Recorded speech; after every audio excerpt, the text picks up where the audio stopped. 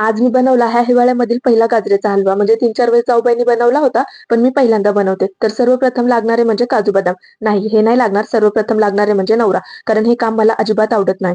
गाजरेचा हलवा बनवण्याची माझी पद्धत थोडी वेगळी आहे. पहिले तर कढईत तूप घालून गाजरेचा खीस त्यामध्ये घातला आणि त्याच्या खूप साऱ्या वाफा काढून घेतल्या आणि प्रत्येक 5-10 मिनिटांनी मिक्स केलं आणि त्याला वाफ येत असतात तर ते 80% शिजवून घेतलं आणि त्याला बाजूला काढून मग दुसरी प्रोसेस करण्यापेक्षा त्या गाजरेच्या खिसालाच म्हणलं, की जरा बाजूला सरका थोडं-थोडं सगळेजण. कारण आता काजू, बदाम आणि मनुके यांचं आगमन होणार आहे आणि त्यांनी पण माझं म्हणणं ऐकलं. तर मस्त भरपूर सारे ड्रायफ्रुट्स त्यामध्ये घातले आणि परत छान मिक्स करून घेतलं आणि नंतर त्यात घातलं दूध. फक्त दूध घातलं, पाणी नाही. दूध संपून उद्या मला जर कोरा चहा प्यायला लागला तरी चालेल, पण हलव्यामध्ये पाणी घालून त्याची अजिबात छेडछाड करणार नाही. त्यानंतर त्यामध्ये इलायची पावडर घालून दूध आटेपर्यंत शिजवून घेतलं आणि नंतर लागेल तेवढी साखर त्यामध्ये घालून 2 चमचे मिल्क पावडर घातली आणि झाल्यानंतर मस्त सर्व्ह करून परत शायनिंग मारत वरून काजू बदाम घातले आणि जाऊन नवऱ्याला दिले. आता तो सांगेन कसा झालाय, काय झालाय ह्याची वाटच बघू नका. पहिले खाऊ द्या. आणि माही राहीला सर्दी खोकला होईल ह्या भीतीने मनोज त्यांना अगदी थोडं थोडं चारत होता आणि माहीचं बघा निवडून निवडून ड्रायफ्रुट्स खायचं काम कसं चाललेलं होतं. तर आजच्यासाठी एवढंच. जय माता दी.